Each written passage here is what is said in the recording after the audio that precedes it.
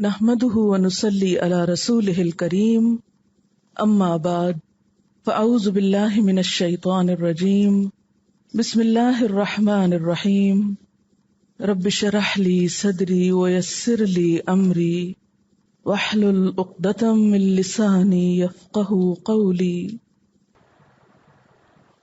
اہل مکہ نے اپنی ایک خود ساختہ شریعت بنا رکھی تھی، اس کو ختم کرنے کے بعد فرمایا آؤ میں تم کو بتاؤں کہ تمہارا رب دراصل تم سے چاہتا کیا ہے۔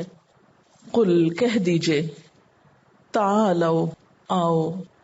تعالو کا لفظ عین لام واو سے ہے، علو بلندی کے لیے استعمال ہوتا ہے۔ بلندی سے جب کوئی بلاتا ہے تو نیچے والے کو کیا کہتا ہے؟ تعالو آؤ، یعنی اوپر آ جاؤ۔ تو یہاں بھی آنے کے لیے تعالو کا لفظ کیوں استعمال کیا گیا؟ کہ اللہ تعالیٰ کے ان احکامات کو مان کر بلندی پاؤ۔ اتلو میں پڑھ کر سناتا ہوں، ما حرم ربکم علیکم جو حرام کیا تمہارے رب نے تم پر، تمہارے رب نے تم پر جو چیزیں حرام کی ہیں وہ تمہیں بتاتا ہوں۔ یہ کون سی چیزیں تھیں؟ یہ کون سے احکامات تھے؟ یہ دراصل ملت ابراہیمی کے ہی تفصیلی احکامات تھے اور انہیں نبی صلی اللہ علیہ وسلم کی زبان سے کہلوایا گیا۔ اہل مکہ کے اپنے گمان اور اپنے قیاس کی بنیاد پر بعض حلال چیزوں کو حرام کرنے اور ان کے توہمات اور عقائد اور ان کی رسموں کو ختم کیا گیا۔ تو بتایا یہ جا رہا ہے کہ حرام وہ نہیں جو تم نے اپنی مرضی سے حرام کر لیا۔ اللہ نے جو حلال جانور پیدا کیے تھے، تم نے جب ان کو حرام کیا تو وہ تو کرنے کا کام ہی نہیں تھا جو تم کرتے رہے۔ حرام دراصل کیا ہے، تمہارے رب نے کیا حرام کیا ہے، آؤ تم کو وہ بتایا جائے۔ اور یہ ایک خوبصورت انداز ہے نا کہ ایک شخص جو اپنے من گھڑت خود ساختہ دین میں جی رہا ہو، اسے کہا جائے چھوڑو اس کو اور آؤ دیکھو رب کا دیا ہوا دین کیا ہے۔ اور پھر اس میں 10 باتیں اس میں بتائی گئیں۔ یہ 10 احکامات جو دراصل صحیفہ ابراہیم میں تھے، اس کے بعد حضرت موسیٰ علیہ السلام کو بھی 10 کمانڈمنٹس کے طور پر یہی احکامات دیے گئے، اور حضور صلی اللہ علیہ وسلم کو بھی خاص طور پر یہ 10 احکامات دیے گئے۔ ان کی اہمیت کا اندازہ اس بات سے بھی ہو سکتا ہے، حضرت ابن مسعود کا قول ہے کہ جو شخص رسول اللہ صلی اللہ علیہ وسلم کا ایسا وصیت نامہ دیکھنا چاہے جس پر آپ کی مہر لگی ہو تو وہ ان آیات کو پڑھ لے۔ ان میں وہ وصیت موجود ہے جو رسول اللہ صلی اللہ علیہ وسلم نے بحکم خداوندی امت کو دی ہے۔ پھر اسی طرح کعب احبار جو تورات کے بہت بڑے عالم تھے، بہت ماہر عالم تھے، وہ مسلمان ہوئے تو فرماتے ہیں کہ قرآن مجید کی یہ آیات جن میں 10 حرام چیزوں کا ذکر ہے، اللہ کی کتاب تورات بسم اللہ کے بعد انہی آیات سے شروع ہوتی ہے۔ یعنی یہ احکامات تورات میں بالکل شروع میں آتے ہیں، یعنی یہ وہ 10 کلمات ہیں جو اللہ تعالیٰ نے حضرت موسیٰ علیہ السلام پر بھی نازل فرمائے۔ اسی طرح حضرت عبداللہ بن عباس رضی اللہ تعالیٰ عنہ فرماتے ہیں کہ یہی وہ آیات محکمات ہیں جن کا ذکر سورت آل عمران میں آیا ہے۔ یعنی یہ احکامات کیا ہیں؟ محکمات میں سے ہیں، جن پر آدم علیہ السلام سے لے کر نبی صلی اللہ علیہ وسلم تک تمام انبیاء کی شریعتیں متفق رہی ہیں۔ ان میں سے کوئی چیز کسی مذہب و ملت اور کسی شریعت میں منسوخ نہیں ہوئی۔ یعنی یہ وہ 10 بنیادی تعلیمات ہیں جو ہر الہامی مذہب کی بنیاد رہی ہیں۔ حضرت عبادہ بن صامت رضی اللہ تعالی عنہ فرماتے ہیں کہ نبی صلی اللہ علیہ وسلم نے فرمایا، کون ہے جو مجھ سے 3 آیتوں پر بیعت کرے، یعنی وعدہ کرے کہ وہ ان پر عمل کرے گا۔ اور پھر آپ نے یہی 3 آیات تلاوت فرمائی اور ارشاد فرمایا کہ جو شخص اس بیعت کو پورا کرے گا تو اس کا اجر اللہ کے ذمہ ہو گیا۔ تو اب اس تمہید کے ساتھ ان آیات میں پائے جانے والے احکامات کو غور سے سنیں۔ قل تعالوا کہہ دیجئے آ جاؤ، اتلو، میں تم کو سناتا ہوں، ما حرم ربکم علیکم، تم پر تمہارے رب نے کیا چیز حرام قرار دی ہے۔ نمبر 1، اللہ تشرکو بہ شیئا، کہ تم اس کے ساتھ کسی بھی چیز کو شریک نہ ٹھہراؤ۔ شیئا اسم نکرہ ہے، یعنی ظاہر میں باطن میں، شرک جلی، شرک خفی، ریاکاری، ہر چیز سے بچو۔ نبی صلی اللہ علیہ وسلم نے فرمایا، اللہ کے ساتھ ہرگز ہرگز شرک نہ کرنا، اگرچہ تم کو جلا دیا جائے، اگرچہ تم کو قتل کر دیا جائے، یعنی پھر بھی شرک نہ کرنا۔ پھر اسی طرح ایک اور روایت میں آتا ہے کہ جو شخص اس حال میں مرا کہ اس نے مطلقاً کسی کو شریک نہیں کیا اللہ تعالیٰ کا، یعنی بالکل شرک نہیں کیا، وہ یقیناً جنت میں داخل ہوگا۔ یعنی جس نے اپنی زندگی میں کبھی شرک نہیں کیا، اس کا حق ہے کہ اللہ اس کو جنت عطا کرے۔ بسا اوقات ہمیں یہ معلوم ہی نہیں ہوتا کہ کون کون سی چیزیں شرک میں داخل ہیں، اور ہم انجانے میں لا علمی میں شرک کرتے رہتے ہیں۔ تو چونکہ شرک کو اللہ نے حرام کردہ چیزوں میں پہلے درجے پر رکھا، اس لیے ہماری زندگی میں سب سے پہلے شرک ہی کا خاتمہ ہونا چاہیے۔ شرک کی موجودگی میں باقی سارے نیک اعمال ضائع ہو جاتے ہیں۔ تمام گناہوں میں سب سے بڑا گناہ ظلم عظیم، جس کے ساتھ اگر کوئی فوت ہو جائے تو بخشش نہیں، وہ شرک ہی ہے۔ دوسرا کام وَبِالْوَالِدَيْنِ احسانا، والدین کے حقوق بتائے گئے۔ احسان کی تمام صورتیں آپ کے سامنے ہیں۔ والدین کی خدمت، اطاعت، ان کو خوش رکھنا، ان پہ مال خرچ کرنا، ان کو محبت کے ساتھ دیکھنا، ان کو کمپنی دینا، یہ تمام صورتیں احسان کی ہیں، اور ایسا نہ کرنا حرام قرار دیا گیا۔ تیسری بات، وَلَا تَقْتُلُوا أَوْلَادَكُمْ مِنْ إِمْلَاقٍ، اور اپنی اولاد کو بھوک کے ڈر سے قتل نہ کرو۔ املاق کا لفظ میم لام قاف سے ہے، مفلس اور تنگ دست ہونا۔ نبی صلی اللہ علیہ وسلم سے ابن مسعود نے پوچھا، شرک کے بعد سب سے بڑا گناہ کیا ہے؟ آپ نے فرمایا کہ تو اپنی اولاد کو قتل کرے، اس خوف سے کہ تیرے ساتھ رزق میں شریک ہوگی۔ سورۃ الانعام کی آیت نمبر 140 میں بھی آپ پڑھ چکے ہیں کہ اللہ سبحانہ وتعالیٰ نے ان لوگوں کو نقصان میں بتایا جنہوں نے لا علمی میں بھی اپنی اولاد کو قتل کیا۔ قد خسر الذین قتلوا اولادہم سفہا بغیر علم، تو اس معاملے میں اگر کوئی شخص جہالت کا شکار ہے تو بھی اس کی جہالت کو دور کرنا چاہیے۔ یہ میسج اور یہ پیغام ان باتوں میں سے ہے جس کو ہمیں خوب عام کرنا چاہیے۔ لیکن افسوس یہ کہ دور جاہلیت میں تو لوگ جب بیٹیوں کو قتل کرتے تھے تو ان کو بہت برا بھلا کہا جاتا، اور آج ہم ان کو جاہل اور بدو عرب کہتے ہیں۔ پھر اسی طرح کسی اور قدیم معاشرے میں ایسا کیا جاتا تو ہم کہتے وہ لا علم لوگ تھے۔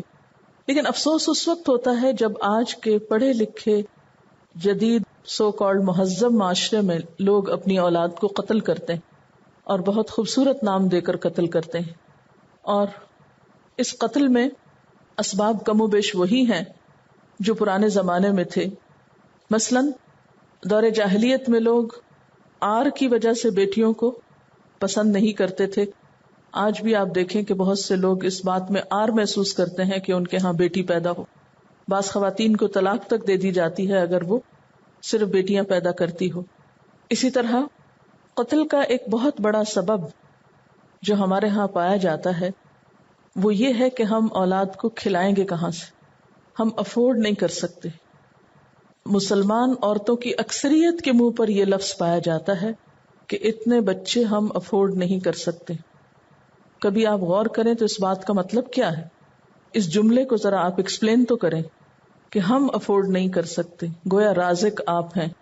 اللہ تعالیٰ فرما رہے ہیں لا تقتلوا اولادکم من املاق، بھوک کے ڈر سے مار رہے ہو ان کو، نحن نرزقکم، ہم تم کو رزق دے رہے ہیں، وإیاہم، ان کو بھی دے دیں گے، جو رب تمہیں کھلا رہا ہے وہ انہیں بھی کھلا دے گا۔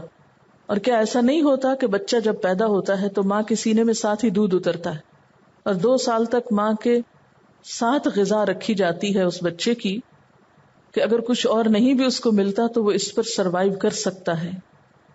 تو یہ انتظام کون کرتا ہے؟ یہ رزق کون دیتا ہے؟ رب ہی دیتا ہے. پھر اسی طرح سورۃ الاسراء میں فرمایا وَلَا تَقْتُلُوا أَوْلَادَكُمْ خَشْيَةَ إِمْلَاقٍ نَحْنُ نَرْزُقُهُمْ وَإِيَّاكُمْ. سورۃ انعام میں فرمایا نَرْزُقُكُمْ وَإِيَّاهُمْ، اور الاسراء میں کیا فرمایا نَحْنُ نَرْزُقُهُمْ، ہم ان کو رزق دے رہے ہیں اور تم کو بھی دے رہے ہیں. اگر تم کھا رہے ہو، تم جی رہے ہو، تمہیں مل رہا ہے تو ان کو بھی مل جائے گا. اور شیطان نے مشرکین کے لیے ان کے اس عمل کو بہت خوبصورت بنا دیا تھا. آج بھی یہ عمل خوبصورتی میں لپٹا ہوا ہے، جس میں عموماً کوئی قباحت محسوس نہیں کی جاتی. دور جدید میں یہ سلسلہ کہاں سے شروع ہوا، کب شروع ہوا، اور اولاد کو قتل کرنے کی اور اولاد کو ختم کرنے کی مختلف صورتوں کی ابتدا کہاں سے ہوئی؟ تھوڑی سی اس کی تاریخ. برطانیہ کا ایک مشہور ماہر معاشیات مالتھس 1766 سے 1834 تک، اس نے 1798 میں ایک کتاب لکھی جس کا نام تھا اصول آبادی، آبادی کا اصول.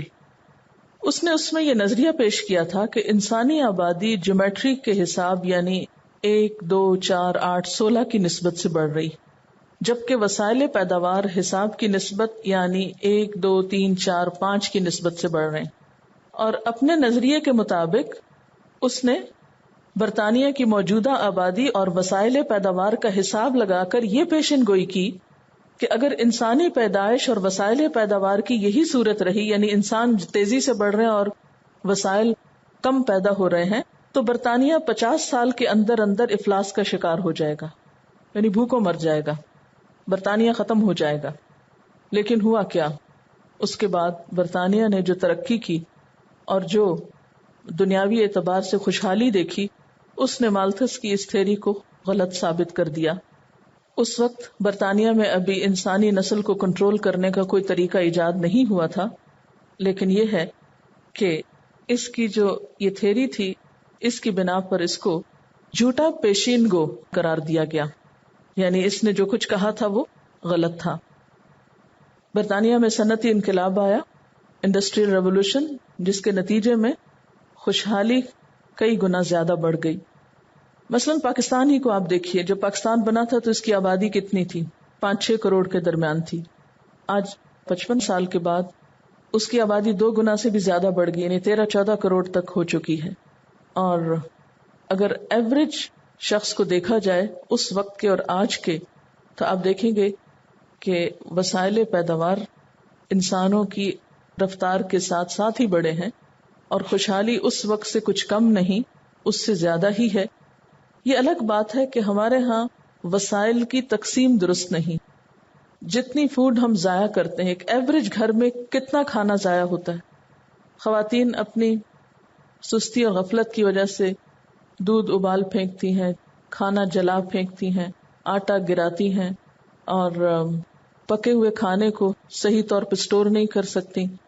پھل اور سبزیاں گھر میں لا کے گلا سڑا کے بن میں پھینکتی ہیں. اور اسی طرح صحیح طور پر ان وسائل کو استعمال نہ کرنے کی وجہ سے ہر گھر میں جو فوڈ ویسٹ ہوتا ہے، اسی کو اگر آپ صحیح طور پر انسانوں کو فیڈ کرنے کے لیے استعمال کریں تو کوئی بھوکا نہ بچے. اسی طرح اگر سارے ملک کے امیر لوگ صحیح طور پر زکوٰۃ دیں تو کوئی بھی شخص غریب نہ رہے. اگر سارے نکمے لوگ فارغ پڑی ہوئی زمینوں پہ کام کرنا شروع کر دیں تو ملک ہرا بھرا ہو جائے. لیکن ہم اپنی سستی اور کاہلی کی وجہ سے جب افلاس کا شکار ہوتے ہیں تو صرف سبب کیا بتاتے ہیں؟ مخلوق زیادہ ہو گئی ہے، انسان زیادہ ہو گئے ہیں، اس وجہ سے یہ سب مسائل پیش آئے ہیں. حالانکہ بہت سے لوگ محض بیکار بیٹھے ہیں. بہرحال یہاں اس وجہ کو کنڈیم کیا جا رہا ہے جس کی وجہ سے آج ہم بچوں کو اپنا دشمن سمجھتے ہیں، یا رزق میں شریک سمجھتے ہیں، یا یہ سمجھتے ہیں کہ ان کے رازق ہم ہیں. یہ بات بھی اللہ تعالیٰ کو سخت ناگوار گزرتی ہے کہ کوئی شخص یہ کہے کہ وہ کسی کا رازق ہے یا اس کے لیے وہ سب کچھ کرنے والا ہے. قتل اولاد کی شکلوں میں عام شکل جس میں بہت سارے پڑھے لکھے اور بسا اوقات دیندار نماز روزے کی پابند خواتین بھی شریک ہو جاتی ہیں، وہ ابارشن ہے. یہ موضوع آپ کو زیادہ ڈیٹیل میں اس لیے بتایا جا رہا ہے کہ یہ ہر لڑکی سے متعلق ہے، اور جب دین کی صحیح تعلیم نہیں ہوتی، حقیقت معلوم نہیں ہوتی، تو ہم حرام کام میں مبتلا ہوتے رہتے ہیں. بسم اللہ الرحمن الرحیم. السلام علیکم. پہلے اس سلسلے میں کچھ اسٹیٹسٹکس دیکھیں گے کہ دنیا بھر میں اس وقت ابارشن کی کیا ریٹ ہے. یہ اس وقت یونائٹڈ اسٹیٹس کے اسٹیٹسٹکس ہیں. اب دیکھ رہے ہیں کہ تقریباً 15, 14, 13 لاکھ ابارشنز پر ایئر ان کے یہاں ہو رہے ہیں مختلف ایئرز میں. اور 1973 سے لے کے اب تک 40 ملین بیبیز جو ہیں وہ ابارٹ ہو چکے ہیں. یعنی کہ اس کا ایوریج اگر لگائیں تو 4000 بیبیز ایچ ڈے ابارٹ ہو رہے ہیں. یہ صرف یو ایس میں ہے, باقی دنیا میں تو معلوم نہیں کیا ہے. جب پوچھا جاتا ہے کہ کیوں ابارشنز کیے جاتے ہیں تو زیادہ تر جو ابارشنز ہیں وہ برتھ کنٹرول کا طریقہ ہیں. صرف 1% ریپ یا اس وجہ سے ہونے والے پریگننسیز کے لیے ہوتے ہیں, اور 1% جو ہے وہ فیٹل اب نارمیلٹیز کی وجہ سے ہوتے ہیں, اور 3% جو ہیں وہ مدر کی ہیلتھ کی وجہ سے ہوتے ہیں. تو جو بیسک وجوہات ہیں فیٹل اب نارمیلٹیز اور مدر کی ہیلتھ, وہ بہت چھوٹا فیصد ہے اس پوری تعداد کا جو بچوں کو ابارٹ کیا جاتا ہے. جو وجوہات دیکھی گئی یو ایس میں کہ کیوں عورتیں چوز کرتی ہیں ابارشن, تو 25% نے کہا کہ وہ چائلڈ بیئرنگ یعنی کہ بچے پیدا ہونا وہ ابھی ڈیلے کرنا چاہتی ہیں. 7% نے کہا کہ وہ بچے نہیں چاہتی اس لیے کرائے. 21 نے کہا کہ وہ افورڈ نہیں کر سکتی. 10.8 نے کہا کہ ان کی جاب یا ایجوکیشن جو بچے کی وجہ سے ڈسٹرپٹ ہوتی ہے اس لیے نہیں چاہتی. 14 نے کہا کہ ان کے جو پارٹنر ہے اس کو یا ریلیشن شپ میں کوئی مسئلہ ہے جس کی وجہ سے وہ نہیں چاہتی. 2.2% جو تھی وہ اس لیے بہت ینگ لڑکیاں تھیں اس کی وجہ سے پیرنٹس نے کہا کہ کرا لیں. 2.8% ہیں جو کہ مٹرنل ہیلتھ کی وجہ سے ہو رہی ہیں, اور بچے کا جو رسک ہے وہ 3.3% ہے. تو یہ وجوہات سامنے آتی ہیں. پورے ورلڈ کے جو ہم اسٹیٹسٹکس دیکھتے ہیں تو اپروکسیمیٹلی 46 ملین ابارشنز ہر سال ہوتے ہیں, یعنی کہ 46 بیبیز جو ہیں وہ نہیں پیدا ہو پاتے. اس کا اگر پر ڈے ہم دیکھیں تو 1,26,000 پر ڈے. اور دوسری بات یہ پتہ چل رہی ہے کہ جو 78% ابارشنز ہیں وہ ڈیولپنگ کنٹریز میں ہوتی ہیں, یعنی کہ ہمارے جیسے جو ممالک ہیں, اور 22% جو ہیں وہ ڈیولپ کنٹریز میں ہوتی ہیں. یعنی کہ زیادہ ٹارگٹ یہ ابارشنز کا اور یہ جو فیملی پلاننگ کا ہے یہ ہمارے ہی ممالک ہیں, اور یہیں پر یہ زیادہ اس کو پروموٹ کیا جا رہا ہے. ایک اندازے کے مطابق جو لائف ٹائم ایوریج ہے یعنی کہ تقریباً ہر عورت جو ہے 1 ابارشن پر وومن. اب ہم دیکھتے ہیں کہ ابارشن ہوتا کیسے ہے اور اس میں کیا مسائل پیدا ہوتے ہیں. اس سے پہلے تھوڑا سا ہی جو ایک بات ابھی ہو رہی تھی کہ بچے کو جو ابارٹ کرا جاتا ہے تو ایسا لگتا ہے کہ جیسے وہ کوئی ان ہیومن چیز ہے یا زندہ چیز نہیں ہے, لیکن سائنس یہ بتاتی ہے کہ بہت پہلے بچے کے اندر بہت ساری موومنٹ بھی شروع ہو جاتی ہے اور بہت سے سینسز اس کے ڈیولپ ہو جاتے ہیں. مثلاً یہ کہ 6 ویکس میں بچے میں ریفلیکس ایکشن شروع ہو جاتا ہے. اس کو اگر آپ ٹچ کریں تو وہ اپنے آپ کو بچاتا ہے, ایک سروائیول انسٹنکٹ ہوتا ہے کہ وہ ہلتا ہے اپنی جگہ سے. اور 8 ویکس میں والنٹری موشن یعنی کہ ارادی طور پہ بھی وہ موشن شروع کر دیتا ہے, اور اگر اس کو آپ ٹچ کریں تو وہ رسپونڈ کرتا ہے. 6 to 8 ویکس میں بالکل بامقصد پرپز فل کوآرڈینیٹڈ موومنٹ جو ہے وہ شروع ہو جاتی ہے, اور اگر اس کے کلے کے اوپر ٹچ کریں تو وہ رسپونڈ کرتا ہے, اپنی بیک کو آرچ کرتا ہے. 15 ویک پہ کہتے ہیں کہ پورا جسم اس کا سینسیٹیو ہوتا ہے, کہیں بھی آپ ہاتھ لگائیں تو وہ رسپونڈ کرتا ہے. 12 ہفتے میں ٹیسٹ ڈیولپ ہو جاتا ہے. 9 سے 13 ہفتوں میں اسمیل کی اس کا سینس جو ہے وہ ڈیولپ ہو جاتا ہے. 14 ویک سے ہیئرنگ بگننگ ہو جاتی ہے, اور 14 ہفتے سے کہتے ہیں کہ پین, اینگر, پلیجر وہ سب چیزیں جو ہے وہ محسوس کرنے لگتا ہے. بلکہ ٹیسٹ کا جیسے جہاں بات تھی تو میں پڑھی تھی کہ انہوں نے کہا کہ جب ماں کی خوراک اس تک پہنچ رہی ہوتی ہے تو جب سلائن یا نمکین چیز ہوتی ہے تو وہ منہ بناتا ہے, اور میٹھی چیز ہوتی ہے تو اس کو زیادہ اچھی طرح پی لیتا ہے. اور اسی طرح اس پہ زیادہ تحقیق نہیں ہوئی ہے, لیکن کچھ لرننگ جو ہوتی ہے وہ بھی کچھ ٹیک پلیس کر رہی ہوتی ہے, ایموشنل رسپانسز بھی ہو رہے ہوتے ہیں. تو یہ سب کچھ اس چھوٹی سی جان میں ہو رہا ہوتا ہے. یعنی کہ فیٹس جو ہے ایک لیونگ بینگ ہے, ایک زندہ چیز ہے. اچھا, اب ہم بات کریں گے کچھ in human methods of abortion. ایک تو یہ سکشن اینڈ اسپریشن کا ایک میتھڈ ہوتا ہے, میں صرف آپ کو اس کی ڈسکرپشن بتاتی ہوں. سکشن ڈیوائس یا مشین بچے کو رپ اپارٹ کر دیتی ہے, پھر ابارشنسٹ اسے رحم مادر سے کاٹ کر ٹکڑے ٹکڑے کر کے نکالتا ہے. DNC ڈائلیشن اینڈ کیوریٹاج, پہلے 3 مہینوں میں ایک گول سی لوپ شیپ چھری سے بچے کو ٹکڑے ٹکڑے کر کے نکالا جاتا ہے. 12 ہفتے سے لے کر 4 مہینے تک یہی طریقہ عموماً استعمال ہوتا ہے. ماں کے سروکس کو کھول کر رحم مادر میں پہنچ کر بچے کو مڑوڑ کر کھینچ کے نکالا جاتا ہے, کیونکہ وہ زندہ ہوتا ہے, وہ ہل رہا ہوتا ہے. بہت زیادہ خون ہوتا ہے, ریڑھ کی ہڈی کو پلائرز جیسے آلے سے توڑا جاتا ہے. بیبی کو بہت زیادہ تکلیف محسوس ہوتی ہے کیونکہ کوئی انستھیزیا نہیں دیا جاتا. کھوپڑی کو کچل کر نکالا جاتا ہے, کیونکہ دیکھیں نارمل طریقے سے تو وہ باہر نہیں آ سکتا, اور ابھی تک یہ بات مجھے تو ریڈنگ میں نہیں پتہ چلی، لیکن میرے خیال ہے کہ انیستھیزیا شاید اس وجہ سے نہیں دیتے کہ اگر شاید انیستھیزیا دے دیں تو بیبی کو باہر نکالنا مشکل ہو جائے. آئی ڈونٹ نو کیا وجہ ہے، لیکن وہ لائیو زندہ بچے کو اس طرح کاٹ کاٹ کے نکالتے ہیں. اچھا، ڈائلیٹیشن اینڈ ایویکویشن کا یہ پروسیجر تھا. ایک اور طریقہ ہے جس کو سالٹ پوائزننگ کہتے ہیں، 4 مہینے اور اس سے زیادہ کے لیے استعمال ہوتا ہے. ابارشنسٹ زہریلا سولوشن پیٹ میں انجیکٹ کرتا ہے، یعنی کہ ماں کے رحم میں. بچہ زہر کو بریتھ کرتا ہے، اس میں سانس لیتا ہے اور مرنے تک تڑپتا رہتا ہے، جس سے ماں محسوس کرتی ہے کیونکہ وہ ہلتا ہے اس کے پیٹ میں. بیبی کو مرنے میں 2 سے 3 گھنٹے لگتے ہیں، جو پھر 24 گھنٹے بعد ڈیلیور کیا جاتا ہے، اور کبھی کبھار وہ اس وقت زندہ بھی ہوتا ہے. یہ ایک اور طریقہ ہے جس میں آج کل ویسٹ میں پڑھنے میں آیا کہ بہت پاپولر ہے، پارشل برتھ ابارشن، یعنی کہ تھوڑا سا انٹیکٹ بچے کو ڈیلیور کرتے ہیں، اور اس میں وہ بتا رہے ہیں کہ اس کا جو فٹ ہے وہ وجائنا کے اندر پل کرتے ہیں پہلے، اور بریچ یعنی کہ ہیڈ فرسٹ اس کو باہر لاتے ہیں. جب بچے کا باہر آ جاتا ہے سر، تو اس کے نیپ میں یعنی کہ اس کے گردن کے اوپر سیزرز کے ساتھ کاٹتے ہیں اور خون کو بڑا کر دیتے ہیں، اور ایک سکشن ٹپ انسرٹ کر کے بیبی کے برین کو ریموو کر دیتے ہیں. تو اس سے پھر اسکل جو ہے وہ کلیپس کر جاتا ہے اور بیبی کو باہر نکال دیتے ہیں. اور اس طریقے کو زیادہ پروموٹ کیا جا رہا ہے ویسٹ میں. اس کی ایک وجہ یہ ہے کہ ان بچوں کے جو باڈی پارٹس ہیں ان کی ایک پوری مارکیٹ کھل گئی ہے، اور فارماسیوٹیکل کمپنیز میں یہ بیچے جاتے ہیں. سیل آف بیبی پارٹس، پوری ایک انڈسٹری وہاں پر بن رہی ہے. تو وہ اس طرح یہ ہوتا ہے کہ پارٹس جو ہوتے ہیں وہ انٹیکٹ ہوتے ہیں اور وہ استعمال ہوتے ہیں. ہسٹیروٹمی یہ ایک اور طریقہ ہے. یہ ایک منی سیزیرین ابارشن ہوتا ہے. رحم کو سرجیکلی کھولا جاتا ہے. اس میں ابارشنسٹ ماں کی کارڈ یا ناف کو کاٹ دیتا ہے اور بیبی سیزیرین یعنی کہ کاٹ کے نکالا جاتا ہے، اور بیبی کو ایک بیسن میں مرنے کے لیے چھوڑ دیا جاتا ہے یا پھر سانس گھوٹ دیا جاتا ہے اس کا. اس سلسلے میں ڈاکٹر شازیہ کچھ اپنا پرسنل ایکسپیرینس بتائیں گے. ہمارے پاس ہاسپٹلس میں جو کیسز آتے ہیں ابارشن کے لیے، وہ یوزلی یا تو انلیگل پریگنینسیز ہوتی ہیں یا پھر یہی کہ لوگ بھوک کے ڈر سے اپنے بچوں کو مار دیتے ہیں. میں جب ہاسپٹل میں ہاؤس جاب کر رہی تھی تو ایک خاتون ہمارے پاس آئی، ان کی بھی ایسے ہی ابارشن ہو گیا تھا. ابھی جو انہوں نے پروسیجر بتایا، ڈائلیٹیشن اینڈ کیوریٹاج. نارملی جب ایک خاتون ڈیلیور ہوتی ہے تو اس کی برتھ کینال خود بخود اوپن ہو جاتی ہے، لیکن اس میتھڈ میں ہم برتھ کینال کو خود اوپن کرتے ہیں. تو میں جب یہ کر رہی تھی تو میں نے خود ڈائلیٹیشن اینڈ کیوریٹاج کی تھی. اس میں بچے کی آئیز ہم نے الگ سے نکالی تھی، اس کی فنگرز الگ سے ہم نکال رہے تھے، اس کی ٹوز، اور ہم اس چیز کو بہت انجوائے کر رہے تھے کہ ہم بہت بڑا کام کر رہے ہیں. کہتے ہیں کہ ڈاکٹرز کے دل سخت ہو جاتے ہیں. تو شاید یہی ہمارے ساتھ بھی ہوا تھا کہ ہم لوگ بہت خوش ہو رہے تھے کہ ہم اس کے سارے باڈی پارٹس الگ الگ سے نکال رہے ہیں. تو یہ اتنا زیادہ پینفل ہوتا ہے مدر کے لیے، وہ تو ہمیں نظر آ رہا ہوتا ہے، لیکن بیبی کے لیے بھی اتنا ہی پینفل ہوتا ہے. لیکن بیبی کی فیلنگز ہم محسوس نہیں کر سکتے کیونکہ ہمیں بیبی نظر نہیں آ رہا ہوتا ہے.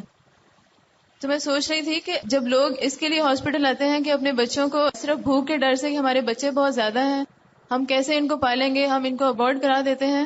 تو اللہ تعالیٰ نے جب خود ہمیں بتا دیا ہے کہ اللہ تعالیٰ ہمیں رزق دیتے ہیں، تو پھر ہم ایسا کیوں کرتے ہیں؟ اب جب کوئی ایسی بات کرتا ہے یا اس طرح کا سوچتا ہے تو میں ہمیشہ ایک آیت پڑھتی ہوں، وَتَوَكَّلْ عَلَى اللَّهِ وَكَفَى بِاللَّهِ وَكِيلًا. تو اس کے بعد پھر ہمیں کس چیز کا ڈر رہ جاتا ہے؟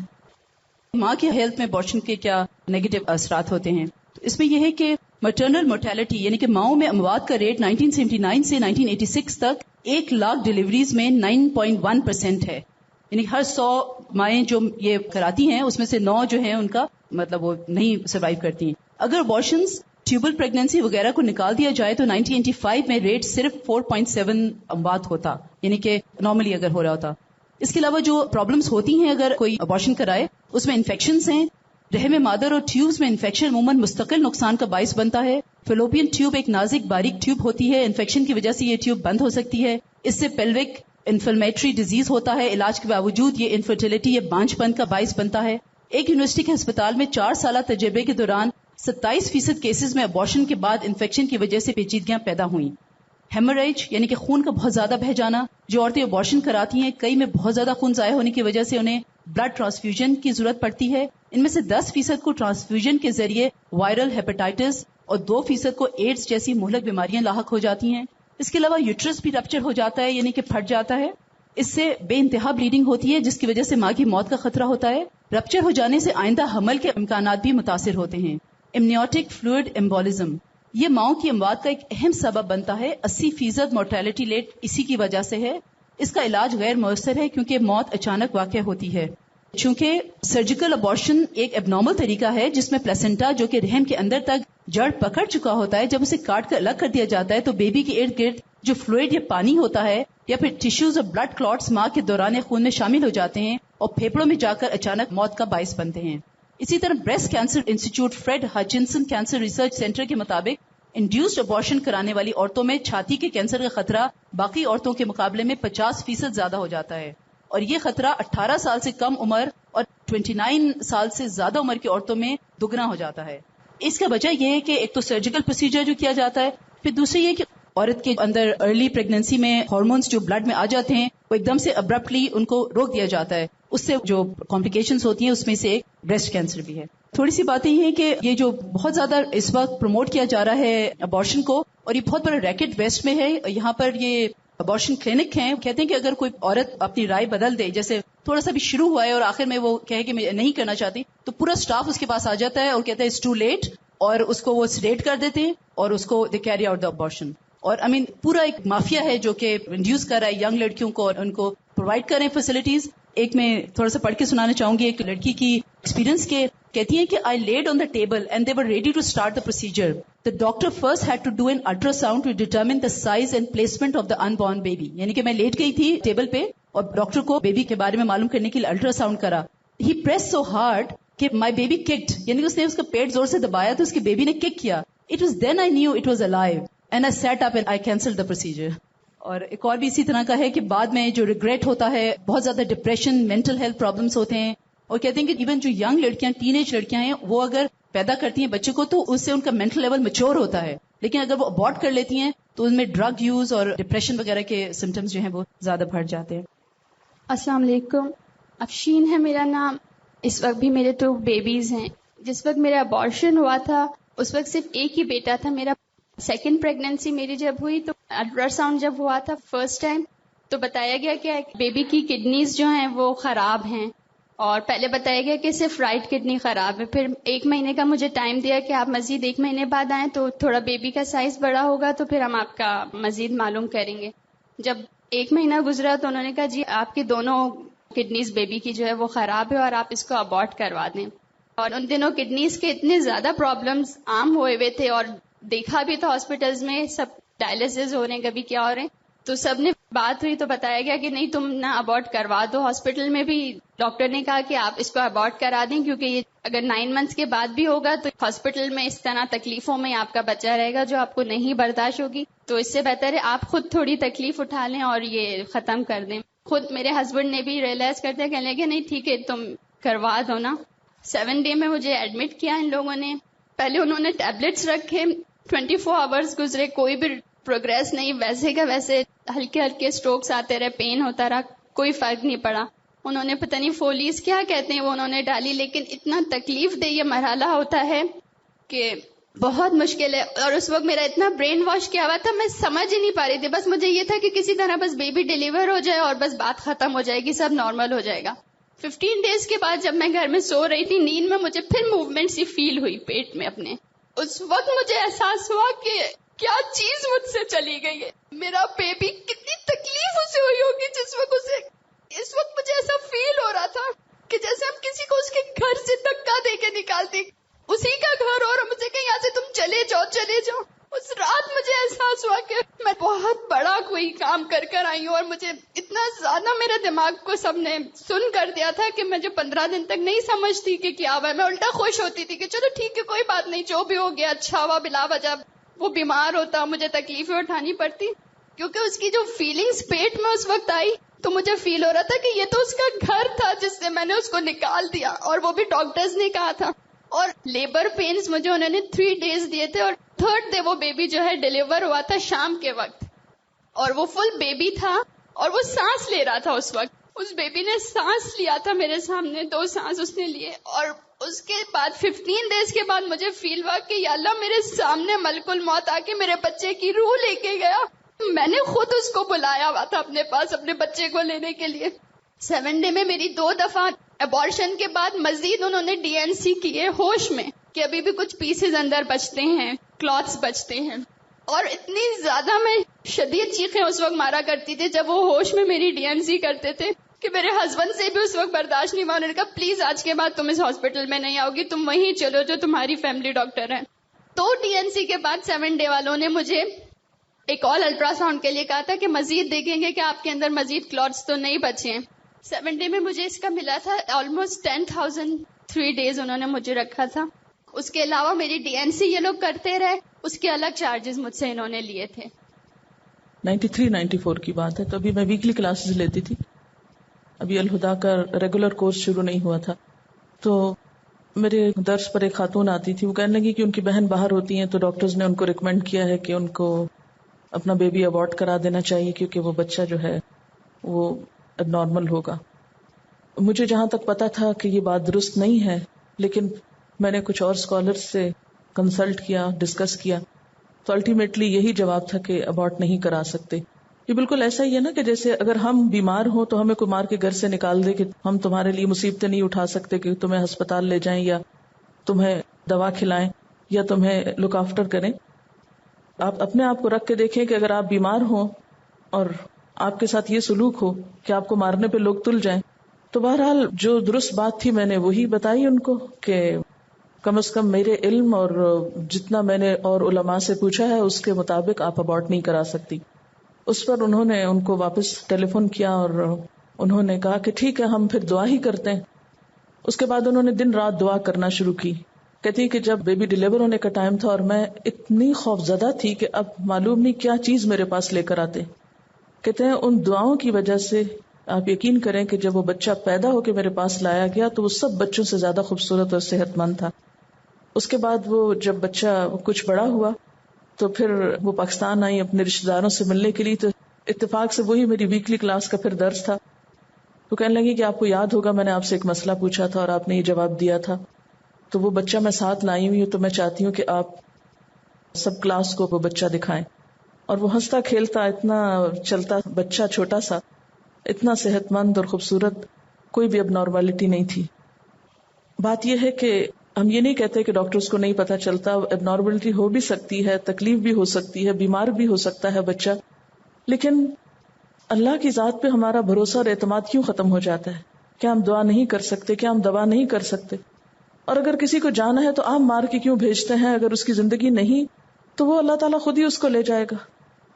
کئی بچے ایسے ہوتے ہیں کہ پیدا ہونے سے پہلے مر جاتے ہیں, کئی پیدا ہوتے ہی فوت ہو جاتے ہیں, کئی تھوڑی سی آزمائش آنے کے بعد کچھ ہی مہینوں دنوں میں ختم ہو جاتے ہیں. یہ تو اللہ تعالیٰ کا اپنا ایک نظام ہے.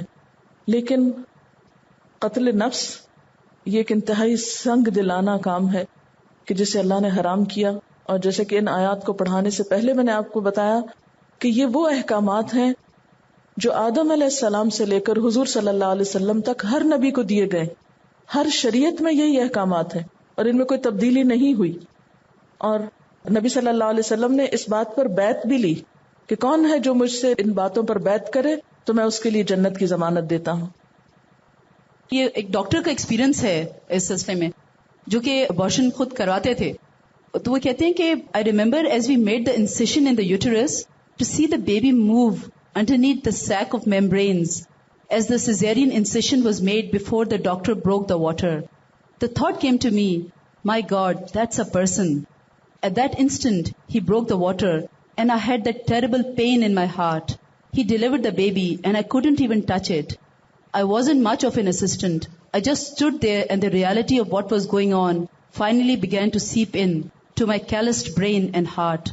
We simply took that little baby that was making little sounds and was moving and kicking and set it on the table in a cold stainless steel bowl.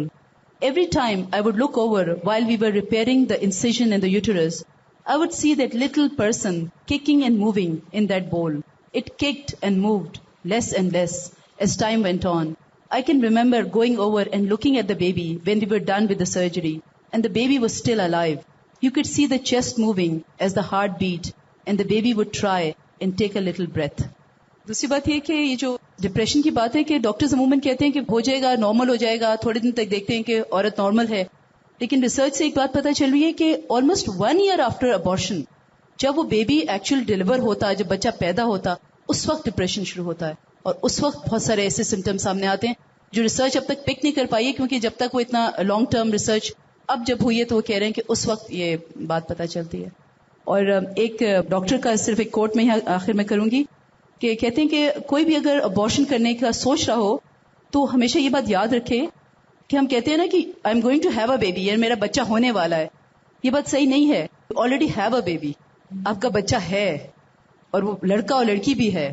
تو یہ نہیں سوچنا چاہیے کہ ہونے والا ہے اور ہم اس کو روک سکتے ہیں یا نہیں روک سکتے. You already have a baby. السلام علیکم. جزاک اللہ خیر. وبالوالدین احسانا، والدین کے ساتھ احسان کے بعد ولا تقتلوا اولادکم من املاق، اولاد کے حقوق بتائے گئے کہ انہیں بھوک کے ڈر سے، تنگ دستی کے ڈر سے، مفلسی کے ڈر سے قتل مت کرو، خواہ یہ قتل پیدا ہونے سے پہلے ہو یا پیدا ہونے کے بعد. نحن نرزقکم وإیاہم، ہم رزق دیتے ہیں تم کو اور ان کو بھی، ان کے رازق ہم ہیں تم نہیں ہو. ولا تقربوا الفواحش، اور فواحش کے قریب بھی نہ جاؤ، بے حیائی کی باتوں کے قریب بھی نہ پھٹکو، جیسا کہ سورۃ الانعام کی آیت نمبر 120 میں فرمایا وَذَرُوا ظَاهِرَ الْإِثْمِ وَبَاطِنَهُ، اور چھوڑ دو ظاہری گناہ بھی اور چھپے ہوئے گناہ بھی. اب آپ دیکھیے کہ پیچھے قتل اولاد کی بات ہے، اس کے فوراً بعد فواحش کی بات. جیسے کہ ابھی آپ نے دیکھا کہ بہت سارے ابارشنز کی وجہ اللیگل پریگننسیز ہیں، یعنی فحاشی ایک سبب بنتی ہے دوسرے گناہ کا بھی. اور یہاں پر یہ فرمایا گیا کہ وَلَا تَقْرَبُوا، قریب بھی نہ جاؤ، قریب بھی نہ پھٹکو، یعنی کرنا تو دور کی بات، اس راستے پہ بھی نہ جاؤ. اسی وجہ سے ہم دیکھتے ہیں کہ اسلام میں مردوں اور عورتوں کے باہم تعلقات میں بہت سی حدود اور پابندیاں رکھی گئیں تاکہ کسی بڑی برائی تک پہنچنے سے پہلے ہی رکاوٹ ڈال دی جائے. تو مراد اس سے کیا ہے کہ ایسے وسائل، ایسے طریقے، ایسے ذریعے اور ایسے راستے بھی اختیار نہ کرو جو تمہیں بے حیائی کے کاموں کے قریب لے جائیں. اور جیسا کہ حدیث سے ہمیں پتہ چلتا ہے کہ آپ صلی اللہ علیہ وسلم نے فرمایا آنکھوں کا بھی زنا ہوتا ہے. اور آنکھوں کا زنا کیا ہے؟ آنکھوں سے بے حیائی کے سین دیکھنا، خواہ تصویریں ہوں یا لائیو ہوں یا اسکرین پر ہوں یا کسی بھی طریقے سے پرنٹڈ میٹر ہو، نیکڈ تصویریں اور ایسے سین دیکھنا جو ہے یہ بھی زنا میں شامل ہو جاتا ہے. لیکن آنکھوں کا زنا، اسی طرح کانوں کا بھی زنا ہے، یعنی ایسی گفتگو سننا کہ جس سے ایسے جذبات اور خیالات پیدا ہوں. پھر اسی طرح زبان کا زنا بتایا گیا، فحاشی کی بات چیت کرنا. ہاتھ کا زنا، ہاتھ سے کسی ایسی چیز کو پکڑنا. پاؤں کا زنا، ایسے راستوں پہ چل کے جانا. دل کا زنا، یعنی آپ صلی اللہ علیہ وسلم نے دل کا زنا بھی بتایا، کیونکہ اس آیت میں آیا نا ما ظہر منہا وما بطن، ظاہری بھی اور چھپے بھی. بے حیائی کے کوئی بھی طریقے سامنے ہو یا چھپ کر ہو، ان سب سے بچنا ضروری ہے. تو دل کا زنا کیا ہے؟ بے حیائی یا برے کام کی یا زنا کی خواہش کرنا اور تمنا کرنا. پھر فرمایا پھر شرمگاہ ان سب کی یا تو تصدیق کر دیتی ہے یا تکذیب کر دیتی ہے. حضرت عائشہ رضی اللہ تعالی عنہا فرماتی ہیں کہ آپ صلی اللہ علیہ وسلم نے فرمایا اللہ کو سب سے زیادہ غیرت اس بات پہ آتی ہے جب وہ اپنے کسی بندے یا بندی کو زنا کرتے دیکھتا ہے. وَلَا تَقْرَبُوا الْفَوَاحِشَ، اور فواحش کے، بے حیائی کی باتوں کے، بے حیائی کے کاموں کے قریب بھی نہ پھٹکو، اس راستے پہ بھی نہ جاؤ. کیوں؟ اس لیے کہ وہ بدترین راستہ ہے. وَلَا تَقْرَبُوا الزِّنَا إِنَّهُ كَانَ فَاحِشَةً وَسَاءَ سَبِيلًا، زنا کے قریب نہ جاؤ کیونکہ وہ بے حیائی کی بات اور بدترین راستہ ہے.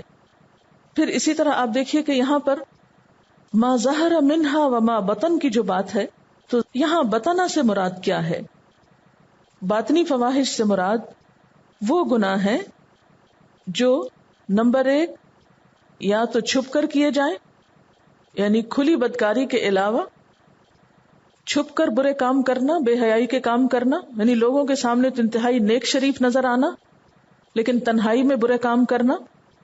یا پھر باطنی فواحش سے مراد دل کی برائیاں بھی ہیں، جیسے حسد، کینہ، حرص، ناشکری، بے صبری، یہ تمام چیزیں اس میں شامل ہو جاتی ہیں. وَلَا تَقْتُلُوا النَّفْسَ الَّتِي حَرَّمَ اللَّهُ إِلَّا بِالْحَقِّ، اور 5ویں چیز جو اللہ نے حرام کی وہ کیا ہے؟ کہ کسی جان کو قتل نہ کرو جسے اللہ نے حرام قرار دیا مگر حق کے ساتھ، یعنی انسانی جان محترم ہے، حرمت والی ہے، خواہ وہ کسی مسلمان کی ہو یا نان مسلم کی۔ آپ صلی اللہ علیہ وسلم نے فرمایا کسی مسلمان کا خون حلال نہیں مگر 3 چیزوں سے۔ نمبر 1، وہ شادی شدہ ہونے کے باوجود بدکاری میں مبتلا ہو جائے۔ نمبر 2، کہ اس نے کسی کو ناحق قتل کر دیا ہو اور اسے قصاص میں مارا جائے۔ نمبر 3، کہ اپنا دین حق چھوڑ کر مرتد ہو گیا ہو تو مرتد کو قتل کیا جا سکتا ہے۔ ذالکم وصاکم بہ، اس بات کی اللہ تم کو تاکید کرتا ہے، لعلکم تعقلون، تاکہ تم عقل سے کام لو۔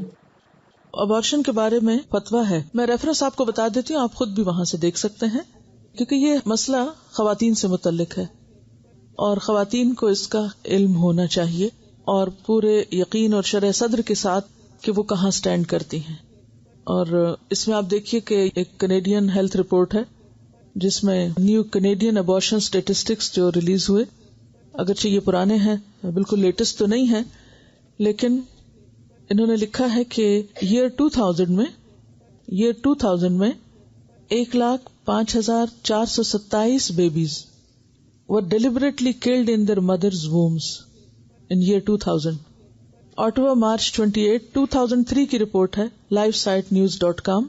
Statistics Canada today released information that 105,427 babies were deliberately killed in their mothers' wombs in the year 2000 in Canada. The reported death toll is added to the 2 million slaughtered since 1969. اور پھر اس کے بعد یہ کہ 1999 میں abortion count was slightly higher اور اس میں 427 کی بجائے 666 تھا اور پہلا فگر وہی۔ اور یہ کہتے ہیں کہ abortion rate جو تھا 15.4 abortions per 1000 women، یعنی ہر 1000 عورت میں سے 15.4 جو ہیں وہ abortion کراتی رہی 1999 میں اور 2000 میں۔ تو آپ دیکھیے کہ یہاں پر ہر طرح کے لوگ رہتے ہیں اور اس میں مسلمز بھی موجود ہیں اور مسلم خواتین بھی یقیناً ایسی مشکلات کا شکار ہوتی ہوں گی۔ تو بعض اوقات لا علمی میں، بعض اوقات دیکھا دیکھی، بعض اوقات کسی بیماری، تکلیف، پریشانی کی وجہ سے، ریزن کوئی بھی ہو لیکن قتل ہے۔ اس میں پھر فتویٰ کیا ہے، اسلام Q&A پہ آپ مزید اس کو پڑھ سکتے ہیں۔ الفتویٰ الجامعہ، فتویٰ نمبر ہے 3/1056 www.islam-qa.com۔ تو اس پر آپ دیکھ لیجئے۔ اسلام Q&A مشہور سائٹ ہے اور اس میں جو فتویٰ نمبر 3/1056 ہے، کیونکہ وہ ایک دم اتنا ڈھونڈنا مشکل ہوگا آپ کے لیے، تو اس میں آپ دیکھ سکتے ہیں۔ اس میں انہوں نے لکھا ہے کہ کسی نے ان سے سوال پوچھا تھا کہ حمل کے پہلے 3 مہینوں میں بچے کو ابارٹ کرانے کے بارے میں کیا حکم ہے جبکہ روح نہ پھونکی گئی ہو۔ تو جواب میں انہوں نے لکھا ہے، حمل کے کسی بھی مرحلے میں بچے کو ابارٹ کرانا جائز نہیں سوائے اس کے کہ کوئی ویلڈ ریزن ہو، کوئی جائز وجہ ہو۔ حمل کے پہلے 40 دن میں اگر اس کو کسی وجہ سے گرانا پڑے، یعنی کسی ویلڈ ریزن کی وجہ سے گرانا پڑے تو جائز ہے، مگر اس مرحلے میں صرف اس خوف سے گرانا، اب یہ بہت غور سے سننے کی بات ہے کہ یہ نہیں کہ any one can do that کہ 40 دن ابھی نہیں گزرے تو چلو کام ختم کریں، صرف اس خوف سے گرانا کہ اس بچے کو پالنا پوسنا اور تربیت وغیرہ پر بہت خرچہ یا مشکل ہوگا، تو یہ کسی بھی طور پہ جائز نہیں، یعنی یہ ویلڈ ریزنز نہیں ہے۔ اس کے ساتھ ساتھ مستقبل کے خوف اور یہ خوف کہ ہمارے پہلے ہی بہت بچے ہیں، یہ بھی جائز وجوہات نہیں۔ تو پہلے 40 ڈیز کے بارے میں تو یہ ہے کہ جب تک کوئی ویلڈ ریزن نہ ہو تو ایون پہلے 40 ڈیز میں بھی ابارٹ نہیں کرا سکتے۔ حمل کو علقہ یا مضغہ کے مرحلے میں، یعنی اگر اگلے جو 40 ڈیز ہیں اور اس کے بعد کے، اس کے مرحلے میں بھی اس کو گرانا صحیح نہیں سوائے اس کے کہ ماں کی صحت کو خطرہ ہو، یعنی اگر ماں کی جان کو خطرہ ہو، اور اس صورت میں کہ حمل کو اگر کنٹینیو کیا گیا، مثلا بعض خواتین کا BP بہت ہائی ہوتا ہے اور پریگنینسی میں وہ اور زیادہ بڑھ جاتا ہے، تو ایسے میں ماں کی جان کو خطرہ ہو سکتا ہے، تو اس صورت میں صرف جائز ہو سکتا ہے، جبکہ دوسرے تمام طریقے جان بچانے کے لیے استعمال کیے جا چکے ہیں، ہر طرح کا علاج ہو چکا ہو، ہر طرح کے پریکاشنز لیے جا چکے ہوں کہ ماں کی جان کو خطرہ نہ ہو، لیکن اگر پھر بھی ماں رسک پر ہے یا ڈینجر میں ہے، یعنی اس کی لائف جو ہے، تو اس صورت میں پھر اس مرحلے پر ابارٹ ہو سکتا ہے، ادروائز نہیں۔ تیسرے مرحلے کے بعد جبکہ 4 ماہ گزر چکے ہوں، اس مرحلے میں بھی حمل ضائع کرنا جائز نہیں سوائے اس کے کہ ماں کے پیٹ میں بچے کی وجہ سے ماں کی جان کو یقینی خطرہ ہو. تو اس سے کیا پتہ چلتا ہے کہ تینوں مرحلے، پہلے 40 ڈیز، پھر جو مرحلہ ہے علقہ اور مضغہ کا، اور پھر تیسرا مرحلہ جب کہ بیبی جو ہے ایک پورا انسان کی شکل اختیار کر لیتا ہے. تو اس میں مزید بھی ڈیٹیلز ہیں جو کہ دوسرے فتوے میں ہیں، جس میں کسی نے ان سے پوچھا ہوا ہے کہ اگر شوہر اپنی بیوی کو اس پر مجبور کرے اور پھر بیوی اس کا حکم مانے یا نہ مانے، اور اگر بیوی اگر ایسا کرے شوہر کے دباؤ میں آ کر، تو پھر مجرم کون ہوگا. تو اس میں بھی انہوں نے یہی لکھا ہے کہ عورت شوہر کی ایسی بات نہیں مان سکتی جو کہ کبیرہ گناہ میں شامل ہوتی، کیونکہ قتل جو ہے کبیرہ گناہ ہے. اور کل آپ نے پڑھا کہ قتل کرنے والا جو ہے وہ اللہ کے غضب اور عذاب اور رحمت سے دوری میں مشکل میں گرفتار ہو سکتا ہے. تو اس میں انہوں نے تفصیل کے ساتھ 2-3 مختلف علماء کے فتاوی جو ہیں وہ دیے ہوئے ہیں. اور اس میں انہوں نے پھر اگر کوئی عورت ایسا کرتی اور خواہ شوہر کے کہنے پہ ایسا کرتی تو شوہر اور بیوی دونوں کو دیت ادا کرنی ہوگی اور کفارہ دینا ہوگا. یہ سارے اس کے ریفرنس وغیرہ موجود ہیں، تو پلیز آپ لوگ خود اس سائٹ سے دیکھ لیجئے تاکہ آپ کو مزید معلوم کرنا ہو تو آپ اسے وہاں سے کم از کم دیکھ کے وہ کر سکے. اور اس میں پھر آپ دیکھیں کہ کوئی غلطی سے ایسا کر چکا ہو یا کسی کے مشورے سے یا کسی جذباتیت کی وجہ سے، لا علمی اور جہالت کی وجہ سے، تو زندگی میں ہی توبہ کر لینا، کفارہ دینا اور کثرت سے استغفار کرنا جو ہے وہ بے حد ضروری ہے، کیونکہ انسانی جان کا معاملہ کوئی آسان معاملہ نہیں ہے، اور ہر جان ایک الگ جان ہے، اس کا مالک اس کا رب ہے. کسی انسان کو اختیار نہیں کہ وہ کسی دوسرے کی جان لے، کیونکہ کسی کی جان لینا انتہائی گھناؤنا جرم ہے، اور کسی کو اس کے زندگی کے حق سے محروم کرنا جو ہے یہ کوئی کھیل نہیں ہے. تو اس معاملے میں اچھی طرح مزید اس پر اسی چیز کے بارے میں پڑھ کے، اور جہاں کہیں کوئی آپ میں سے سٹینڈ کرتا ہو اس کے مطابق اپنا طرز عمل اختیار کرے. ایک دن بھی گزرا ہو تو بغیر وجہ سے نہیں ختم کر سکتے. بعض لوگ خود گھریلو ٹوٹکے اور اس طرح کی چیزیں اختیار کرتے رہتے ہیں، وہ بھی گناہ ہے. یعنی جب آپ نے انٹینشن یہ کی کہ میں اس حمل کو ابارٹ کر دوں، میں اسے کیری نہیں کرنا چاہتی، تو یہ جو انٹینشن ہے یہ انٹینشن ہی درست نہیں ہے، الا یہ کہ کوئی ویلڈ ریزن ہو. تو یہ آپ خود پڑھیں اپنی آنکھوں سے تو زیادہ بہتر ہے بنسبت اس کے، کیونکہ میں تو اس میں مفتی نہیں ہوں. تو ایسی پلز بھی جو اس نیت سے لی جائیں، یعنی میتھڈ پھر کوئی بھی ہو سکتا ہے. کل بھی ہم نے دیکھا نا کہ قتل کا طریقہ کوئی بھی ہو سکتا ہے، خواہ آپ کسی کو زہر کھلائیں، خواہ آپ کسی کا گلا گھونٹیں، خواہ آپ کسی پہ کوئی ہتھیار تلوار چلائیں، یعنی کوئی بھی طریقہ جو اس میں اختیار کیا جائے وہ غلط ہے. انجام کی بھلائی انسان کی خوش قسمتی کی علامت ہے. ایک انسان خواہ ساری زندگی اچھے کام کرتا رہے، لیکن اگر اپنی زندگی کے آخر میں کوئی ایسا غلط کام کر جائے جو اللہ تعالیٰ کو سخت ناپسند ہو، تو اس کی وجہ سے پچھلے تمام اچھے کام بھی ضائع ہو کر رہ جاتے ہیں. انسان کا انجام اس کے اعمال کے آخری حصے پر خاص طور پر منحصر ہے. اس لیے اچھے اعمال کی توفیق طلب کرنا بھی ضروری ہے. جیسے ہم دعا مانگتے ہیں اللہم وفقنا لما تحب و ترضی، کہ اے اللہ ہمیں اس چیز کی توفیق دے جس کو تو پسند کرتا ہے، جس پہ تو راضی ہے. تو اس کے ساتھ ہی یہ کہ مرتے دم تک ہم اچھائی پر قائم رہیں. تو اللہم احسن عاقبتنا فی الامور کلہا، اچھا کر انجام ہمارا سب کاموں میں. کوئی بھی اچھا کام جو ہم شروع کریں اس کو تکمیل تک بھی پہنچائیں، کیونکہ بعض اوقات ہم ایک اچھا کام شروع کر لیتے ہیں، اس پر خوب محنت کرتے ہیں، پھر کچھ عرصے کے بعد ہمارا دل اس سے اکتا جاتا ہے اور ہم اس کو چھوڑ دیتے ہیں. تو جب تک ایک چیز کی تکمیل نہ ہو جائے اس کا پورا لطف اٹھایا نہیں جا سکتا. اس لیے یہ دعا مانگنا ضروری ہے کہ اللہم احسن عاقبتنا فی الامور کلہا، یعنی تمام کے تمام معاملات، حتیٰ کہ وہ معاملات جن میں ابتدا میں نیت اچھی نہ ہو تو اختتام پر وہ اچھائی اور بھلائی کے ساتھ ختم ہو. اس اعتبار سے بھی یہ دعا مانگنے کی ہے کہ ہمارا اختتام جو ہے وہ آغاز سے بھی اچھا ہو، یعنی ایک معنی میں. اور پھر یہ کہ یہ ویسے بھی رسوائی کا سبب ہے، تو جہاں دنیا کی رسوائی سے پناہ مانگی گئی ہے وہاں آخرت کا عذاب استعمال ہوا ہے، اور عذاب خود رسوائی کا سبب ہے. جیسے حضرت شعیب علیہ السلام نے اپنی قوم سے کہا تھا کہ سوف تعلمون من یأتیہ عذاب یخزیہ، اور اسی طرح سورۃ آل عمران میں بھی ہم نے پڑھا کہ ہمیں آخرت کے آگ کے عذاب سے بچا. انک من تدخل النار فقد اخزیتہ، کیونکہ جس کو تو نے آگ میں داخل کر دیا اس کو تو نے رسوا کر دیا. تو آخرت کی رسوائی دراصل کیا ہے؟ آخرت کا عذاب ہی ہے. اور دنیا کی رسوائی کیا ہے؟ کہ انسان کے اعمال کا نتیجہ ایسا نہ ہو کہ جس سے انسان کو نقصان ہو جائے. جیسے ایک روایت میں آتا کہ الاعمال بالخواتیم، کہ اعمال اپنے خاتمے پر منحصر ہیں. اعمال کا دار و مدار ان کے خاتمے پر ہے کہ خاتمہ کیسے ہوتا ہے. مثال کے طور پر اگر ایک پائلٹ بہت اچھا جہاز چلا کے منزل تک لے جائے لیکن اترتے وقت اس کی لینڈنگ اچھی نہ ہو تو سب لوگ برہم ہو جاتے ہیں کہ لینڈنگ اچھی نہیں ہوئی، یہ ماہر تیار نہیں ہے. تو اسی طرح اگر کوئی کام آپ بہت اچھی طرح کر رہے ہیں لیکن آپ جب اینڈ پہ پہنچتے ہیں تو آپ اس کو بگاڑ کے رکھ دیتے ہیں، بعض اوقات بوریت کی وجہ سے، تھکاوٹ کی وجہ سے، اکتاہٹ کی وجہ سے. تو اصل بھلائی کیا ہے کہ آپ نے اختتام کیسے کیا.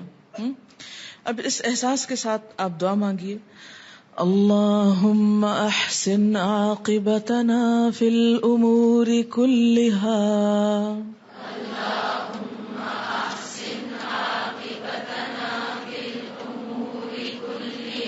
وأجرنا من خزي الدنيا وعذاب الآخرة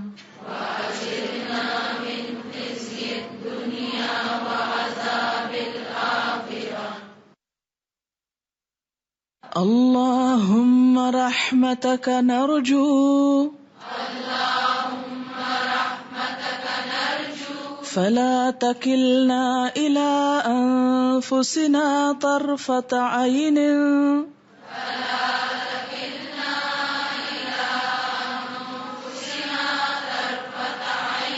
وأصلح لنا شأننا كله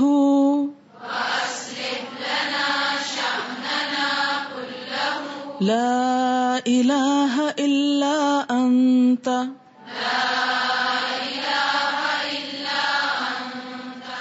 اللہم اے اللہ رحمتک تیری رحمت کی نرجو ہم امید رکھتے ہیں فلا تکلنا پس نہ حوالے کرنا ہم کو الی انفسنا طرف ہمارے نفسوں کے طرفت عین آنکھ جھپکنے کی دیر بھی وَأَصْلِحْ لَنَا اور اصلاح کر دے ہمارے لیے، درست کر دے ہمارے لیے شأننا ہمارے حال کو کلہ سارے کے سارے لا الہ الا انت تیرے سوا کوئی الہ نہیں. بہت ہی اہم دعا ہے. پہلی چیز کہ اللہ تیری رحمت کے امیدوار ہیں، کیونکہ اللہ کی رحمت کے بغیر کوئی بھی شخص کامیاب نہیں ہو سکتا، خواہ وہ کتنا ہی نیک کیوں نہ ہو، کتنے ہی بڑے بڑے عمل کیوں نہ کرتا ہو. پہلی بات تو یہ کہ اگر ہم ساری زندگی بھی سجدے میں پڑے رہیں تو ہم اللہ کی نعمتوں کا حق ادا کر ہی نہیں سکتے. جتنے اس کے ہم پر احسان ہیں اس کے بدلے میں ہم جو ہمیں کرنا چاہیے وہ کرنے کے قابل ہی نہیں. پھر اگر ہم کوئی اچھا کام کر بھی لیتے ہیں تو وہ بھی اسی کی دی ہوئی توفیق سے. ہم میں یہ قابلیت نہیں کہ خود نیک بن جائیں. اور پھر جتنے بھی انسان کی نیکیاں ہیں قیامت کے دن جب وہ سامنے لائی جائیں گی تو ایک ادنا سی نعمت کو کہا جائے گا کہ ان میں سے اپنا حق وصول کر لو، تو وہ ساری نیکیوں کو اٹھا لے گی اور باقی انسان کے پاس اس کے برے اعمال اور وہ خود ہوگا. اس لیے آپ صلی اللہ علیہ وسلم نے فرمایا کہ کوئی شخص بھی جنت میں نہیں جا سکتا جب تک کہ اللہ کی رحمت اس کے شامل حال نہ ہو. لوگوں نے پوچھا یا رسول اللہ صلی اللہ علیہ وسلم کیا آپ بھی؟ آپ نے فرمایا ہاں میں بھی، الا ان یتغمدنی اللہ برحمہ، مگر یہ کہ اللہ مجھے بھی اپنی رحمت کے ساتھ ڈھانپ لے.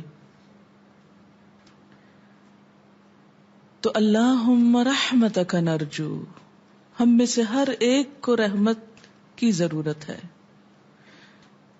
جیسے بات ہے نا یدخل فی رحمتہ من یشاء، جسے چاہے گا اپنی رحمت میں داخل کرے گا. اور اسی طرح الا من رحم ربک، سورۃ ہود کے اختتامیے میں آپ نے پڑھا کہ وہی لوگ اختلاف سے، فساد سے بچیں گے. ولا یزالون مختلفین الا من رحم ربک، جس پر تیرا رب رحم کرے اسی کو سیدھا رستہ مل سکتا ہے. اور وہی اپنے نفس کے شر، لوگوں کے شر، شیطان کے شر سے بچ کر اللہ کے راستے پر استقامت اختیار کر سکتا ہے. تو اسی لیے ہم سب کو پورے احساس کے ساتھ یہ دعا مانگنے کی ضرورت ہے کہ اللہم رحمتک نرجو، اور پھر ساتھ ہی فلا تکلنا، تو ہم کو حوالے نہ کرنا، سپرد نہ کرنا. یہ وہی تکلنا کا روٹ ہے جو توکل میں اور وکیل میں آتا ہے. ہمیں حوالے نہ کرنا، کس کے؟ الی انفسنا، ہمارے نفسوں کے. کیونکہ حدیث پاک میں آتا ہے کہ سب سے بدترین معبود جس کی دنیا میں پیروی کی جاتی ہے وہ خود انسان کا اپنا نفس ہے. بڑے بڑے لوگ، نیک، قابل، عبادت گزار، بسا اوقات اپنے نفس کے ہاتھوں مجبور ہو کر ایسے غلط کاموں میں پڑ گئے کہ اپنا کیا کرایا سب کچھ ضائع کر دیا. فلا تکلنا الی انفسنا، اللہ تو ہمیں ہمارے نفسوں کے حوالے نہ کرنا. طرفت عین، ایک آنکھ کے جھپکنے کی دیر بھی، کیونکہ ایک آنکھ کے جھپکنے کی دیر بھی اگر ہم نے اپنی مرضی کر لی تو وہ کیا ہوگا؟ اللہ کی مرضی کے خلاف. کیونکہ مسلمان ہونے کا مطلب کیا ہے؟ اپنے آپ کو اللہ کے سپرد کر دینا، جو وہ چاہتا ہے وہ کریں اور اس کی مرضی کے خلاف نہ جائیں.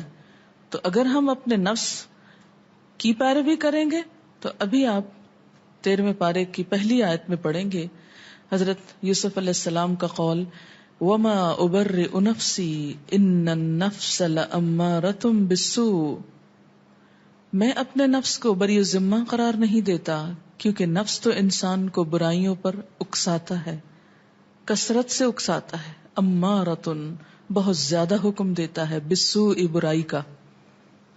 آپ دیکھیں کہ آپ اپنی ایک نیکی کی روٹین دنوں میں بناتے ہیں اور بگڑتے لمحے لگتے ہیں. تھوڑی دیر ڈھیلا چھوڑیں اپنے آپ کو، پلٹنے کو دل نہیں چاہتا. تو یا اللہ لمحے بھر کے لیے بھی ہمیں ہمارے حوالے نہ کرنا، کیونکہ ہم تو اپنے خود ہی دشمن ہیں. وَأَصْلِحْ لَنَا شَأْنَنَا كُلَّهُ، اور ہمارا سارا حال درست کر دے. ہمارے سارے حالات اور ہمارا سارا حال، یعنی ہماری ذات، ہمارے اعمال، ہر چیز کی اصلاح کر دے. لا الہ الا انت، تیرے سوا کوئی الہ نہیں. اسی لیے آخر میں لا الہ الا انت ہے کہ اللہ کے سوا کوئی معبود نہیں، نہ کوئی اس قابل ہے کہ اس کی طرف جھکا جائے. یہ جو بات ہے نا اصلح لنا شأننا کلہ، اس کو معمولی نہ سمجھیں، کیونکہ نیکی کرنے کے ساتھ اس کا بہت گہرا تعلق ہے. اگر حالات سازگار نہ ہوں، اندرونی یا بیرونی، تو بہت سی نیک تمناؤں اور خواہشات کے باوجود انسان اچھے کاموں سے محروم رہ جاتا ہے. میں اسی پہ ابھی غور کر رہی تھی کہ آج صبح ہم 9 بجنے میں بھی 10 منٹ تھے جب فلائٹ ہماری لینڈ کر گئی اور 9 بجے ہم ایئرپورٹ پر تھے. ہمارا سارا سامان آ گیا. ایک کارٹن جس میں دعائیں تھیں وہ کارگو میں کہیں چلا گیا اور پورا 1 گھنٹہ ایئرپورٹ پہ ادھر ادھر ڈھونڈنے میں اور اس کو تلاش کرنے میں گزر گیا. اور اس کے بعد ہم لیٹ گھر پہنچے, پھر لیٹ کلاس میں پہنچے تو میں دیکھ رہی تھی پورا آدھا گھنٹہ میرا کلاس کا ضائع ہوا ہے. اب اگر یہی ہمارے حال کی اصلاح ہوتی, یہ مشکل پیش نہ آتی, تو ہم یہ کام آدھا گھنٹہ پہلے شروع کر لیتے.